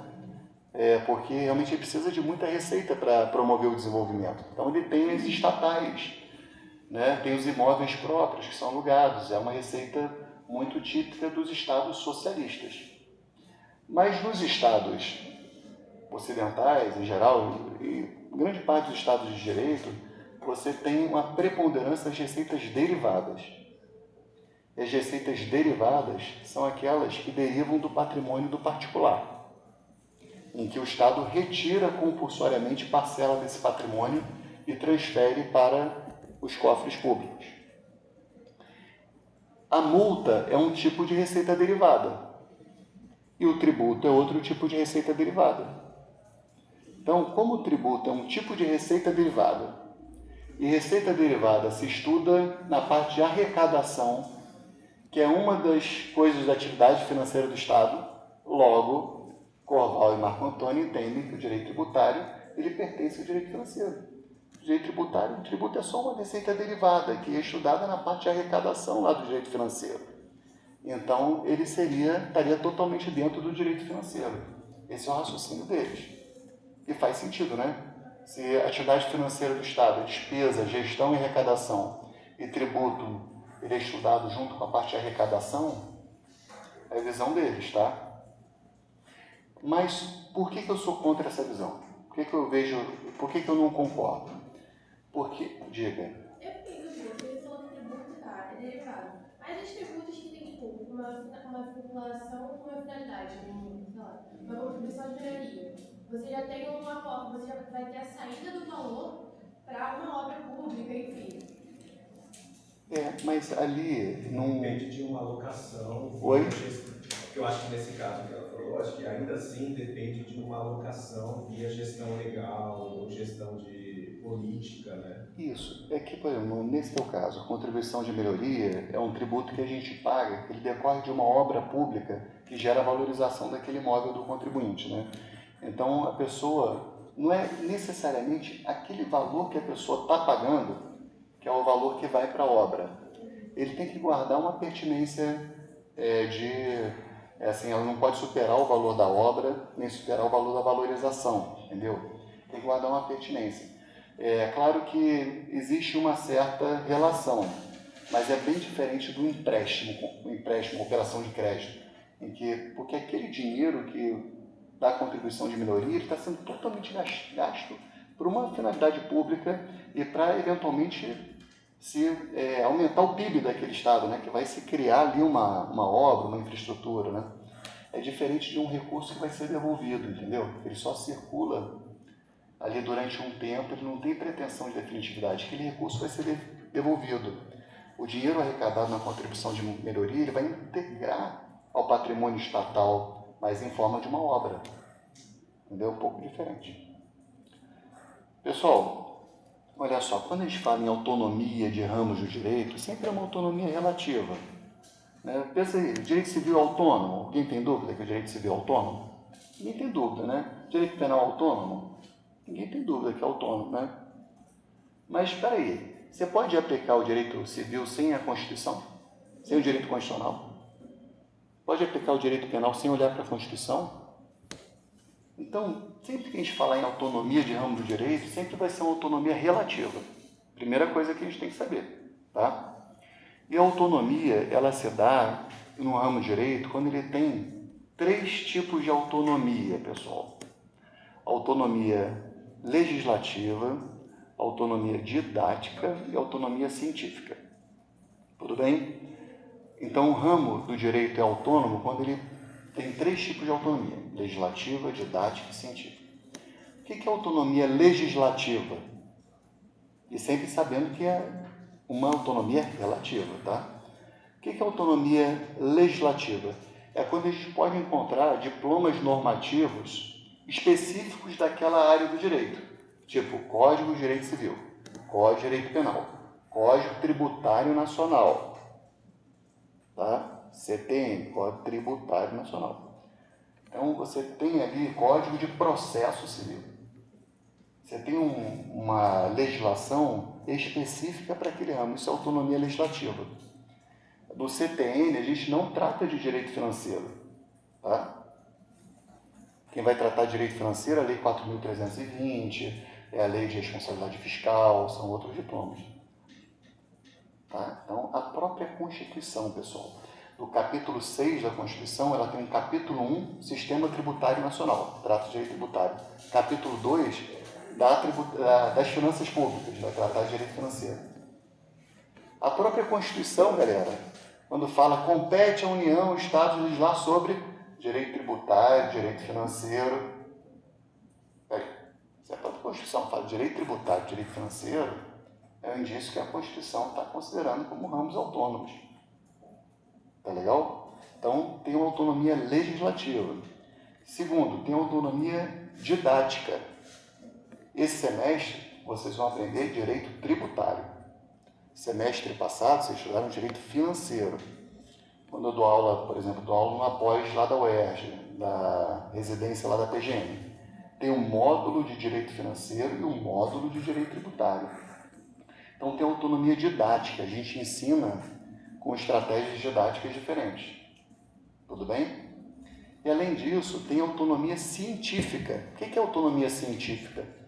É quando você tem expressões, institutos, conceitos, mais institutos que têm significados no direito tributário que é diferente do significado em outros ramos do direito. Tá? Então, por exemplo, no direito civil, o que é a obrigação acessória? A obrigação acessória ela vai seguir a principal, não vai? No direito civil? No direito tributário isso não tem nada a ver. Obrigação acessória no direito tributário, ela pode existir muito bem sem obrigação principal. Solidariedade. No direito tributário, em algum caso, vai comportar benefício de ordem. Coisa que não tem no direito civil, né? No direito civil, solidariedade é diferente de subsidiariedade, não é isso? Então, no direito tributário tem um artigo, o STJ até diz que o artigo do CPN está mal escrito, mas aparentemente comporta benefício de ordem ali. Tá? Decadência, pessoal. No direito civil uma coisa, no direito tributário é uma coisa completamente diferente. Então, como a gente tem no direito tributário alguns institutos que têm toda uma eficácia própria, diferente de outros ramos do direito, a gente tem uma situação de autonomia, tá? Autonomia científica. Por isso que, com base nessas 3 autonomias, nós temos aí a questão da autonomia do direito tributário. Antes de dar a palavra rapidinho, vocês dois vão perguntar.